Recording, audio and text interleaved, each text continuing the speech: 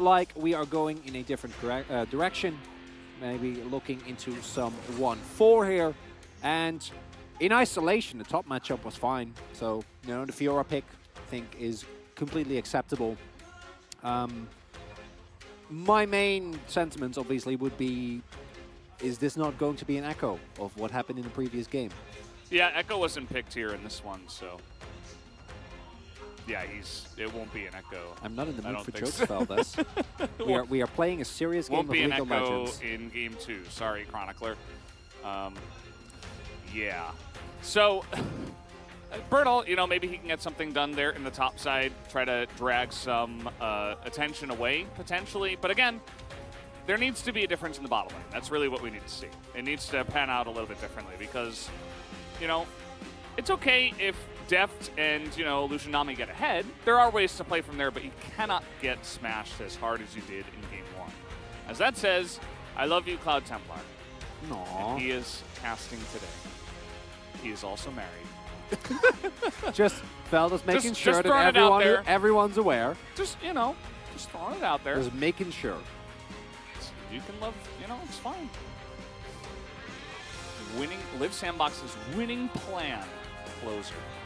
Well, in Game 1, that was the one angle. Closer had as clean a game as you can have. Type of game where if you have a great mental, you know, in solo queue, like, well, I really played well that game. I didn't win, but that's not what solo queue is about. It's about improving. Yeah. Can't relate personally, but that doesn't matter. So overall, the amount of pick potential that is available here for D plus Kia is a lot higher than in the previous game due to the addition of the LeBlanc. I think the Gnar, we talked about endlessly, we know what it will provide. And the pick potential for Sandbox is less. Their 5v5, or at least their 4v4, is a little bit better. With Fiora always going to be looking for side lane pressure. Here we go, guys. Game number 2 right now.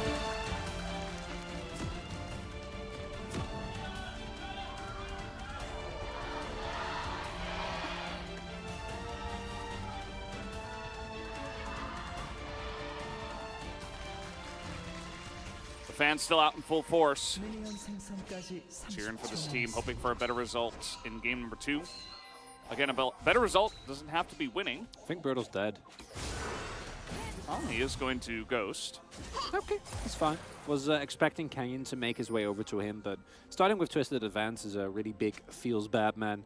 And Bertle should be able to just make his way back. Does anyone still use that emote? Feels bad man. I feel like that's in our... It's in the collective memory, but I don't think it's very popular anymore. Because Sag took over. Yeah, it really was kind of yeah.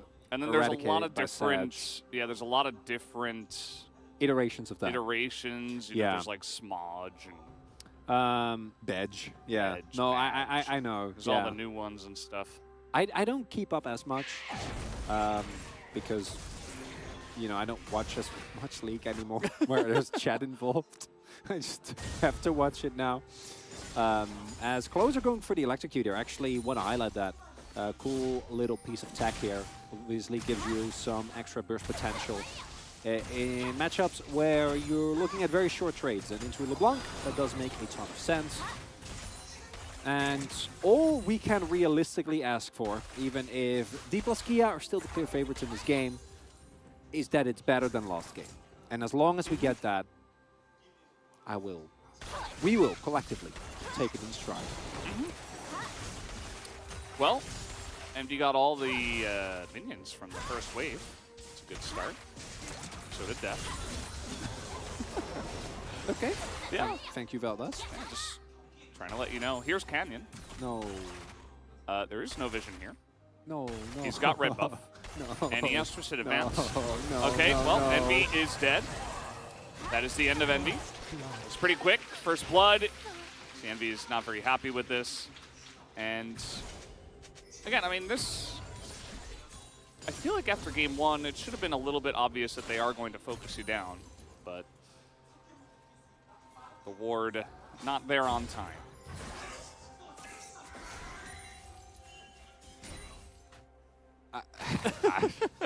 You want to break down that play for us, Chronicler? Any thoughts?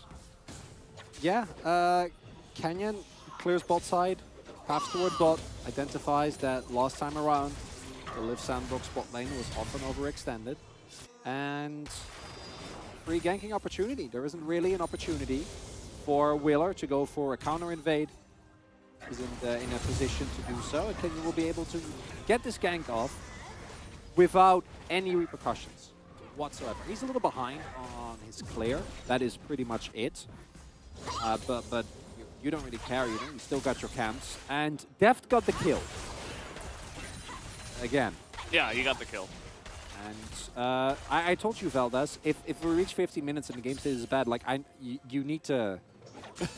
you it's need okay. to help me. I got my signed copy of The Hobbit with me today, just by chance. You know. Maybe we can. I'll let you read it. Maybe we can swap roles. You know, then you can analyze the game. Sure, I'll do that. That sounds fun. Right? I don't know if we can get the G-Sun sign off on that. I don't want to go too crazy. I know. Is it that crazy? I know you're able to do so. You're the Vald analyst. Of course, yeah. It goes without I have saying. a degree in analysis. God, it's just timing error from Kenyon as well is, I think, as they walk up to ward. But I agree with your assessment. After the previous game, you got to at least be moderately aware. I'm also pretty sure, I'm not 100% certain if the ward on top side was cleared, but that would also give information to D+ that Wheeler was in fact not in the area. Because that is of course something, adaptation you can make, where a sandbox you can keep Wheeler in the general vicinity and then you can counter gank, because I do think that there are angles where you win the 3v3 if you're able to burst someone down, if they overextend, even though in terms of summoners it's a little bit of a toughie. But that didn't happen. So top lane's going well here for Liv Sandbox. True. Bernal is ahead by 13 CS. Mid lane as well. You can see that now Showmaker's going for a bit of an aggressive trade, but even the chains aren't allowed to fully work through, as they are going to take down the first plate in the bottom lane.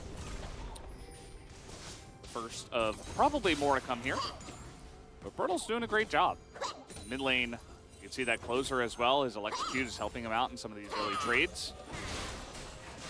Take a look at this. He may even have a chance here with the back timing of the Nami to go ahead and take down this one. Also the mid back timing and the fact that the jungler of the enemy team is in the mid lane. So they take the Drake. that's a win. Yeah, Jonas Strong making sure that we're all aware. Wheeler, going to be able to pick up an early Drake here. Vice W helping out with taking that objective solo. Going to feel very, very good. Early Infernal Drake, quite nice. Does mean that Infernal and Mountain are both already out of the picture. And Canyon, they might have nerfed counter jungling, but he is still going to be able to, at the very least, gets the whole camp of chickens. Will make him at level 5 as well. And that will alleviate most of the deficit he found himself in. Still going to be behind in terms of experience. Wheeler getting a lot done. So this is where we see a little bit of the price that Kenyon had to pay for his successful bot side gank. Is it worth it? Yes. Yes, it is worth it. And he doesn't really care, because we've already seen Maokai is going to be very effective nonetheless. So not really going to be too bothered by that. Okay, Kellen's getting in there. See, he's been playing very aggressively on the Nami, because he knows he has the backup. He knows they have the lead in the lane, so you can do stuff like this. Definitely don't watch this and say, I should be a really aggressive Nami and then get killed in solo queue. That wouldn't be good. Kellen knows what he's doing. He's a professional. Yes. Everyone you see on your screen is a trained professional. Don't try this at home. Level 5 hit for Envy here behind Def and Kellen, so that kind of tells you where the XP is at as well. The lane is crashing, as going forward now the heal and the barrier are used. Allows Envy and Kyle to take a nice trade, but it also means that both those summoners are gone for after Deft and Kellen get back. So also with Canyon hovering bot again and the vision that's available for 3+ Kia, I think Deft and Kellen feel relatively safe. They're not particularly bothered by any ganking threat. They also still have all their summoners available, so even in case of a gank, it doesn't really go without saying. It's not a guarantee by any means that they're actually able to take down as, okay, closer. Nicely done. Yeah. Showmaker just having a refillable Okay, Deft is very angry. Don't touch my mid laner. As he got level 6 off the lane, off the wave, and he nearly killed Closer there, forces the flash out.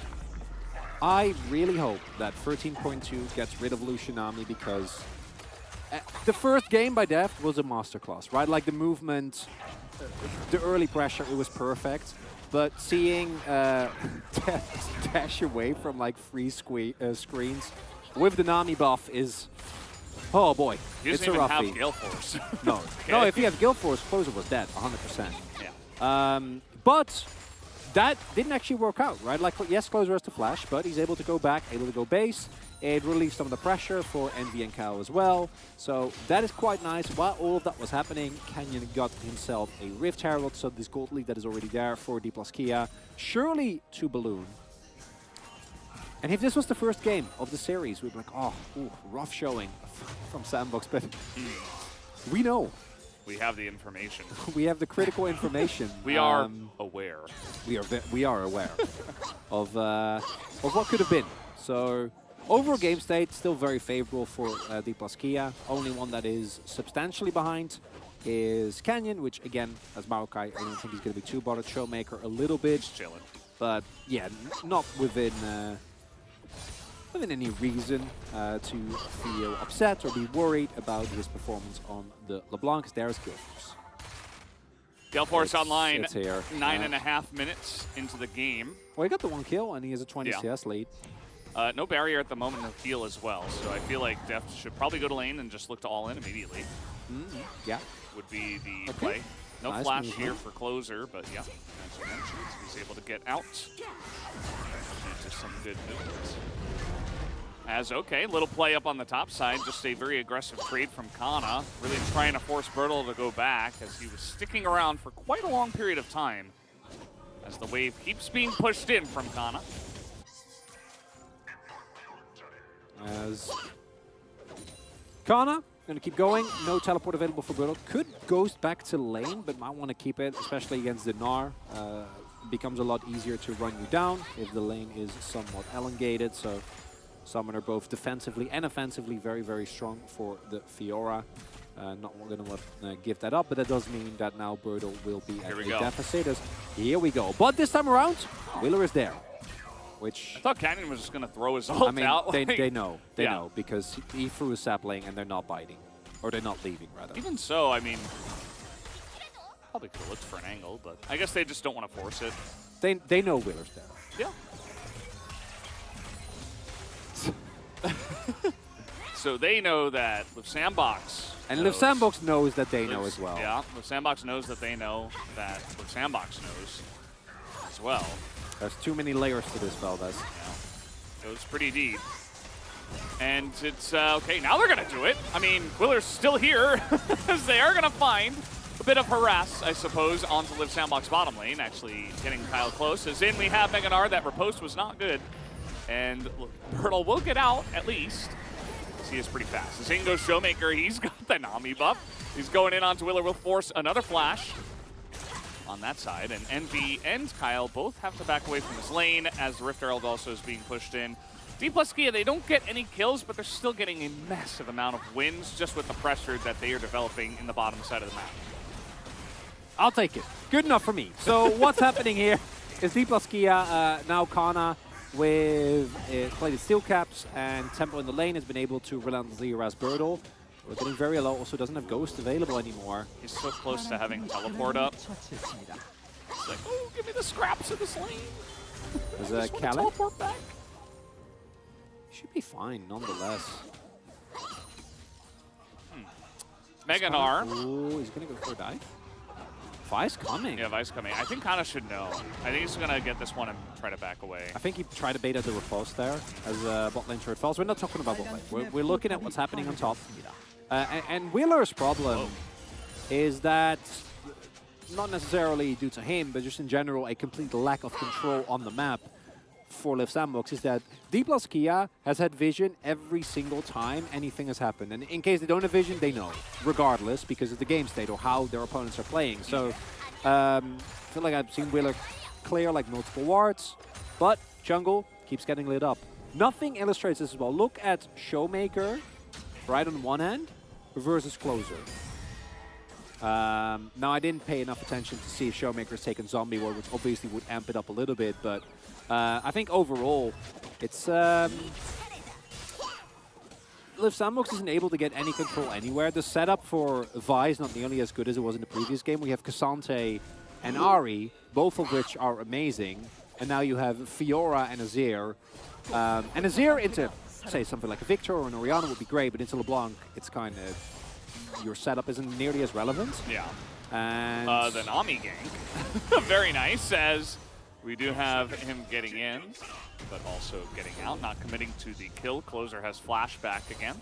Should be tracked here by D plus Kia. It's one shining light, mid lane. 32 gold! Hey, it's better than It is. being down in gold, that's for sure. Yeah. As now, the bottom lanes have rotated to mid. Second referral about to come up here. It is Cloud Soul. We're almost at 15 minutes. What do you think? Do you believe in inevitability? Well, that's what I'm asking you. Do you believe in laugh after love? That's where you're going with it? Really? Yeah, that's where your mind goes? That's the first thing I thought of when you said, do you believe? You're a share enjoyer? Would have never known. Actually, I do know. I feel like we've had this conversation multiple times. True, yes, we have. Do I believe in inevitability? Okay, where are you going with that, though? Now I'm kind of... I find it very bold of you to assume that I knew up front where I was going to go with something. Generally, I just let the... What was the next step? Let your response take me to wherever I see. In this case, apparently, it took us to share, which, you know, that's cool, I guess. What percentage of the chat knows who Share I is? don't think it's a lot. I'm thinking probably 6 or 7% would be my guess. Okay, we're gonna do an experiment, and we don't know. We have no possible way. We're not there. We're not looking at chat. If you know who shares, press 1, and you know the pollsters I'm will. sure that'll work. Yes, it will. No one will troll us as here comes the dive. Oh no, he got rooted in the back. As now the bubble comes in, but they're not quite able to extend far enough to get the kill. And teleport's coming in. Depth is actually a little bit low. Hold up. Sbertle just runs away. Everybody else on the side of Liv Sandbox was also quite low, so they're not able to commit to the fight. Which, I mean, the turret goes down, not much else happens at the end of the day. It's still 1-0 in this game. I swear, Valdez, the universe hurt me. It's like, okay, we're going to give you a game that's realistically just as suffocating and just as depressing, but in the complete opposite way. Because it's 60 minutes. We have 1 kill. It's 1 kill. It's a 5k gold lead. all their outers are about to drop. Top lane is the only one left standing, and I'm pretty sure Showmaker is going to get that soon. I'm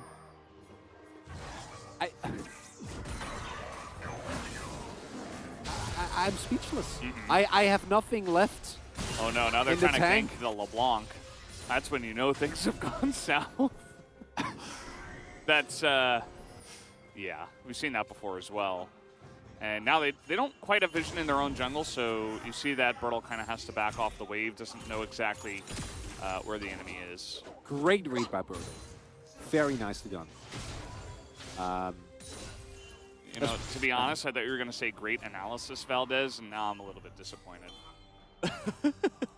Well, Valdez, you don't need... I thought everything was about me. Valdez, you don't need any compliments to know your own worth, okay? Live your own truth. Be your best. True. Be your best self. Some really wise words. Embrace who you are. You don't need just my approval. brightened up my day. You don't need my approval, Valdez. You are a great analyst. You know that we've seen it in action. The Veld analysts, the stories are still told. League of Legends analysis. I don't know if that specifically was the piece of analysis that proved that, but you know that's for you to decide. I'm not going to judge you. I wonder if D+ were like, let's take it easy on them, you know, like, let's win. Let's make sure we're going to win, and they are. I remember when we joined the LCK, through challengers, You and know- everyone was giving us a tough time. Yeah. I mean, Damwon was well, yes, at the time, Damwon was winning. Well, we don't know. Maybe Sandbox is going to win a lot as well. True. Not this series. True. Well, yeah. But other ones possibly.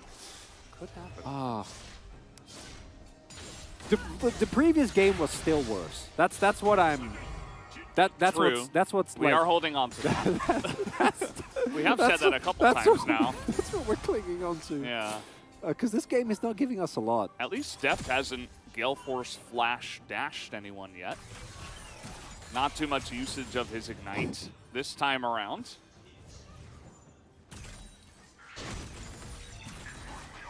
Although he might start doing it soon. They don't have the inner turret here in mid. Still no Baron, although they might be gearing up for it now. You see that teleport up to the top side of the map here. Might be the plan because they are clearing all vision and they're getting as much vision as they can in the enemy jungle. Around the Baron, they'll get red buff here for Deft. And if you're not paying attention to the plot, you might think, oh, Baron still has to respawn. But no, Baron still has to just spawn. What? This is a 1v2. They don't know that, obviously. Do you think they should make the Baron spawn sooner? And have it be slightly weaker? No, I like Baron being an imposing, scary threat. Personally, actually, I wouldn't mind if Baron was stronger. What is this now, a 3v1? Well, yeah, 2 wasn't enough. But Kana is not falling for it, so everyone's just backing. So let's go back to Baron. I personally like the idea of Baron being this scary entity that you need multiple people to take down. Because I think Baron used to be like that. And I think Baron, What about over the years, he's lost some of his teeth. And I guess he has tiny claws, but, it's mostly the teeth and the spit. Oh, here we go. This is what I was talking about, as he is going to get there on top of Envy. The shield boat comes in. We didn't even really get to see this, and Showmaker will not get the kill. Closer does survive, did not have flash in the trade, and now he's got a fellow Maokai to try to help, but Closer is Azir, and denies any further action from this game.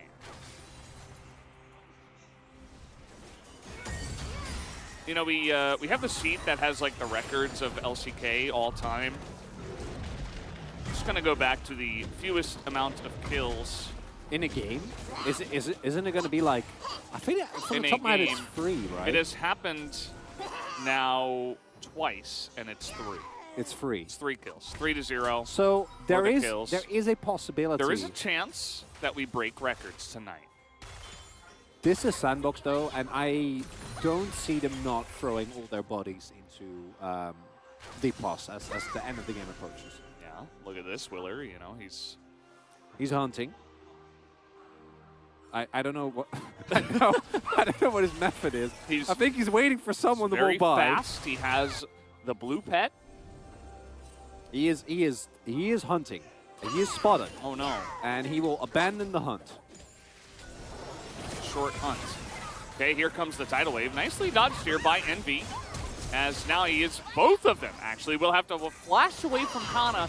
Not even Mega Gnar, but still would have done enough damage to potentially take him down, so they preemptively flash away from that one to avoid any further action.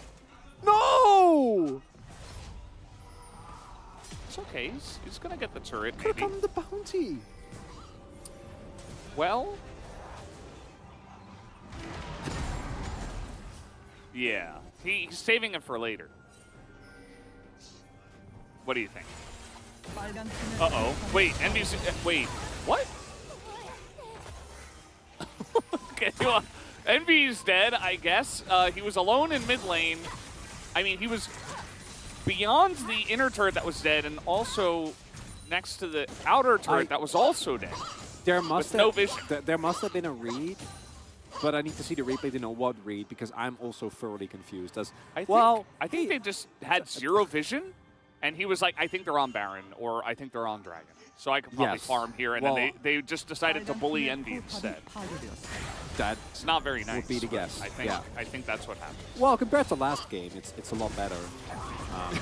The bullying was way worse back then. Chronicler. Fellas, this is tough. I don't want to I don't want to kick a team when they're down. It goes without saying that D+K is the clear favorite here. But normally in situations like this, we can either go full comedy, which doesn't feel appropriate after the previous game, which was painful, or there's action.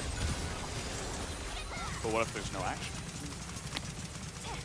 Yes, exactly. Okay.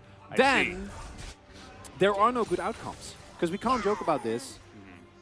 Because Liv Sandbox are fighting for their lives. Yeah.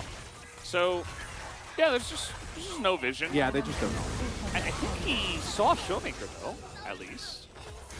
Right? Because there was a control ward over there that Showmaker was literally attacking. Yeah, I think he got chunked here as well. Looking at the cooldowns, Deft probably calling him, and he had the barrier, and during the replay, that's a whole thing. D+K, please take Baron. Please. They are. They're taking the Baron. It's happening. Oh, they have actually the ward. Whoa, all right, the Willer King doesn't spot it. Willer trained for this. This is his mom. Oh, this is No, wait. He's been found out. No. They know. Why? Wait. Oh no, Okay. he dashed over the wall. Well, yeah, but maybe he can come. Maybe he can make it. Oh, No, they have vision everywhere. they're just gonna block him. Okay, nice try. I mean, he got into the pit at least. Kind of hard not to. As Envy here, he does survive. Showmaker not quite able to get the execute onto the Zeri just yet, but unfortunately, Callie flashed. here comes Birdo looking for the kill onto Canyon. As there we go, Closer gets in and nearly takes out Canyon, and will not take out Canyon. Everybody survives on the side of D+K. And they took the Baron as well. This one is looking about as done and dusted as it could be. It's very clean. And D+K, back when they were dumb in 2020, to me was one of the epitome of a very old style League of Legends. The style when Tracker Knife was still in the game, which is your opponent never gets to play the video game. And this is one of the best examples. I don't want to call it a good game, but one of the best examples that we have seen in recent times where really hard. you have complete control, complete vision, and there was nothing at any point that Samus could have done besides, be better in lane, which that's not really how that works. Yeah. Or adjust their drafts, which definitely is a possibility, and they should have, without a shadow of a doubt. Yeah. Done that, but they didn't do that. So as a result, we loaded into this game.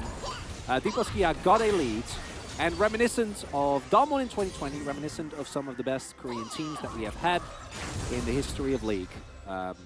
Liv Sandbox has in fact not been allowed to play this game.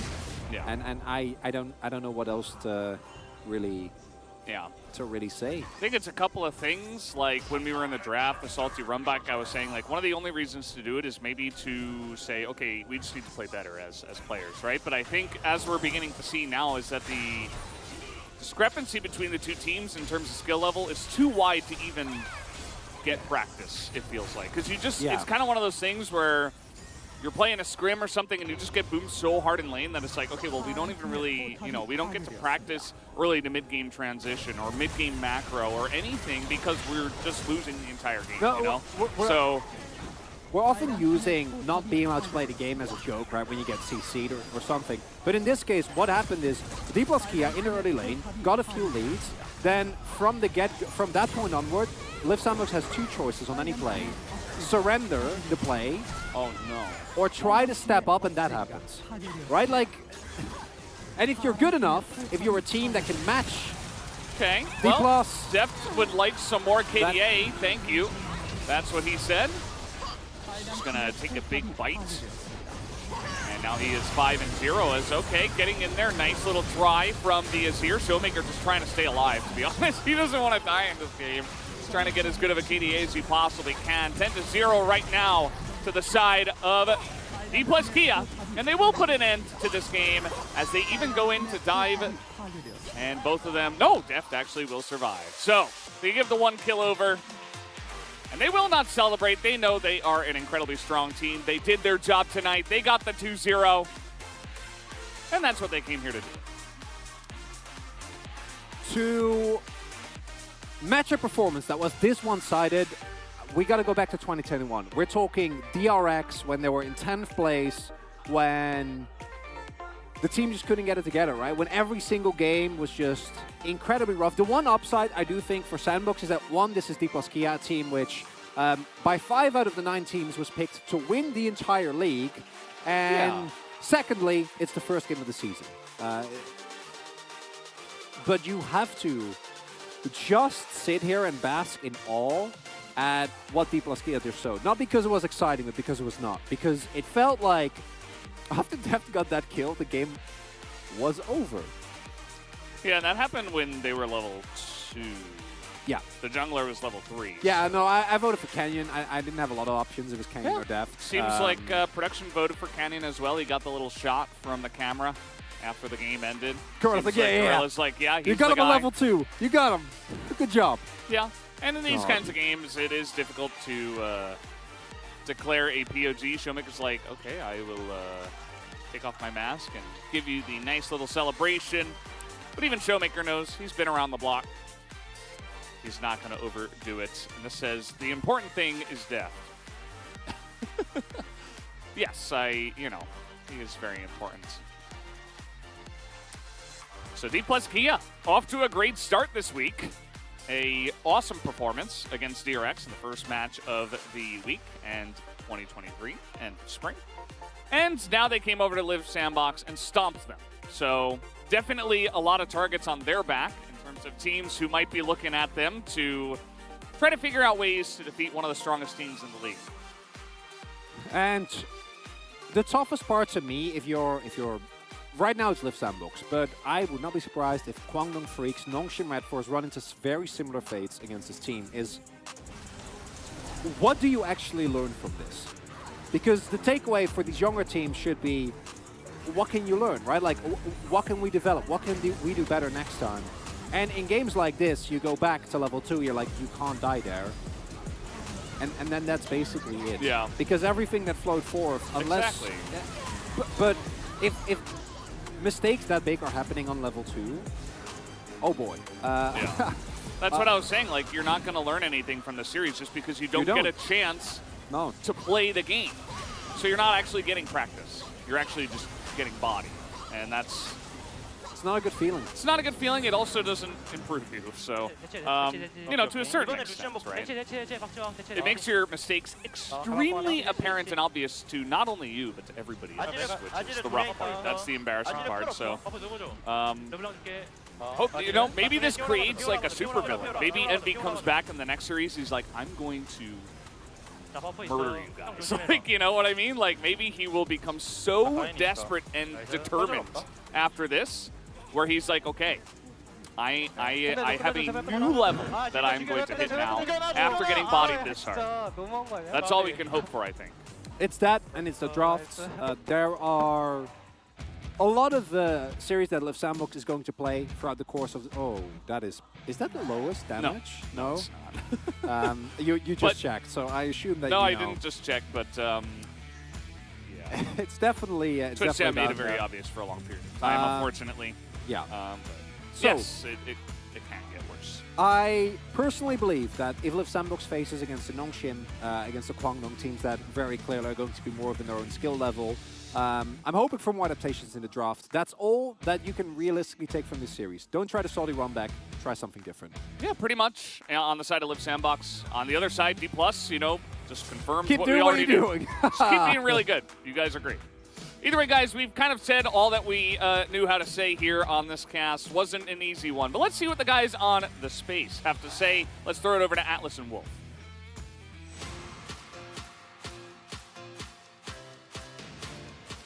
Welcome to the space, everyone.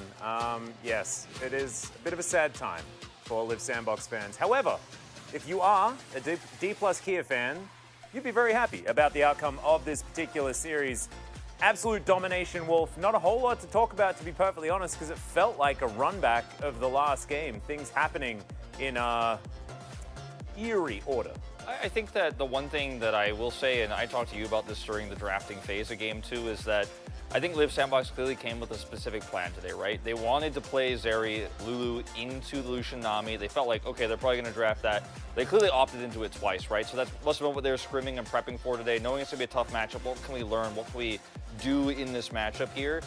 The sad reality, unfortunately, with that level 1 gank is, or level 2 gank rather, where they gank level 3 gank against them at level 2, was that we saw the same thing happen game 1 to 2. So it felt like there wasn't much that was learned between those 2 games. I think a lot of pressure, a lot of stress on these young players who are, some of them trying to make their mark. I think in Envy's case, trying to change his reputation, as you said earlier. Their next matchup's against KT next week, so there's some time to prepare and get ready for that one. But it's just a sad game, unfortunately. And you know, if this was a scrim, like, you cancel it actually in the middle of the game. Like, you don't even play it out. You know, it's just like Valdez said. Like, you can't learn much from a loss that's this tragically one-sided. Yeah, and I guess you can learn a little bit from the very beginning of it. But speaking of which, let's go into our first highlight. As here we go. This is that gang towards the bottom side. Oh. Oh wait. No, hang on. Oh, this is from game 1. Yeah, no, this is game 1. Can we play? Roll the other one. Yeah. Game 2.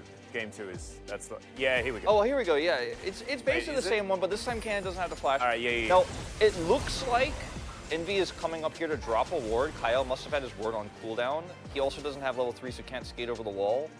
We can cut him some slack, but you don't have vision. You're walking towards the river there. Def's positioning indicates they want to make an aggressive trade there, and you get caught like that, you lose your lane. Against a player like Def, you lose your lane, and the game is essentially lost at this moment when you get the follow-up tempo with a team that's as good as D plus Kia. Yeah, and then Deft also, like, moves to mid lane a few minutes later and just completely pushes Closer out of that lane. Closer, actually, to his credit, played a pretty good series, especially, you know, laning phase-wise against Showmaker. I think Showmaker was largely muted throughout this one, but he wasn't all that necessary either. If your bottom lane loses that hard, and then Def's able to carry that over. And speaking of which, let's get into an example of exactly what happened after that. This was the next bit of action. As you can see, 2-0 at the top of the screen. And D plus Kia were extraordinarily far ahead. Closer's completely zoned out at the beginning of this, wants to come in and actually set up for an Emperor's Divide, gets zoned out a second time by that tidal wave, and he unfortunately can't do anything in this fight. The wild growth is very early here, and it's just a lot of miscoordinated plays here on one hand. Like, we could try to break down and criticize Live Sandbox here, but it's really just D plus Kia zoning them away, being super far ahead. And we got this highlight just because we wanted to show, even in the late game, you know, here it's a Lucian comp and it was a low kill game, but they had so much vision control, they had such great CC and peel for Def that we could criticize Live Sandbox again, but rather than doing that, it's just championing the lead that D plus Kia had and how oppressive it was and how difficult it is for a team like Live Sandbox to try to circumvent that. Yeah, really solidifying D plus Kia up there towards the top alongside T1 right now. But let's have a look at who picks up player of the game, and I have a feeling it's a certain, oh, never mind, Canyon is going to pick it up. Got one in the last series as well, and it's now going to be back-to-back interviews with Deft and Canyon.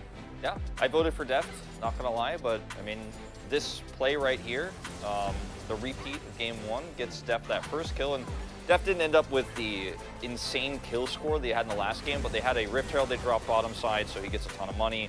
And he and Canyon just ruled this Rift. Like I said, in terms of zoning out the Azir, which Closer was the only other relevant damage in this game, as Bertle had a pretty decent start to his laning phase himself, but with no map control, you can't do anything with Fiora in this game. It doesn't matter, even if you've got 2 kills on the lane, you're not side laning because you're just going to get collapsed on over and over and over again. Canyon had a good game, you know, and not much else to it. I think we'll probably see a split vote here. Yeah, actually very interested to see who's going to be voted for. Yeah, it is. It's a very evenly split vote there, as you can see. 6 going over and then 5 to Deft on the other side. So I think well-deserved there for Canyon. And it's good that we've got 2 people there in the interview as well. But it's going to be an interesting interview because there's going to be a lot of, well, I mean, we won very early on. And you saw it in Showmaker's face after that game was over. Like, he was just ready to go home. He just wanted to get back to practicing so that they could hit the grindstone. And it's a game you don't feel proud of winning necessarily as well, you know. Nobody wants to win a game that convincingly, let's say, and go home and be like, wow, we gained a lot from today. I think get kind of a 2-0 rest day and prepare for next week. Yep, absolutely right. They can take a rest as well. Of course, it is Lunar New Year this weekend also. So D plus Kia feeling very, very good after back-to-back 2-0s. And now it is time to head over to that interview with Canyon and Def. Take it away, Jisung. Thank you very much, guys. This is Jisun for the PUG interview translation, and we are here joined by the PUGs on the side of D plus Kia, Deft, and Kenyon. Congratulations. You guys are on a solid 2-0 win streak. It's a great start to the spring split. How do you feel, Deft? So this was our last match before the Lunar New Year holidays. I'm happy that we were able to continue our winning streak and also that I got the PUG. Congratulations, Kenyon. How do you feel? Yeah, we get a day off tomorrow and I'm so happy that I got to get a win before going on a break. Congratulations on both of you guys.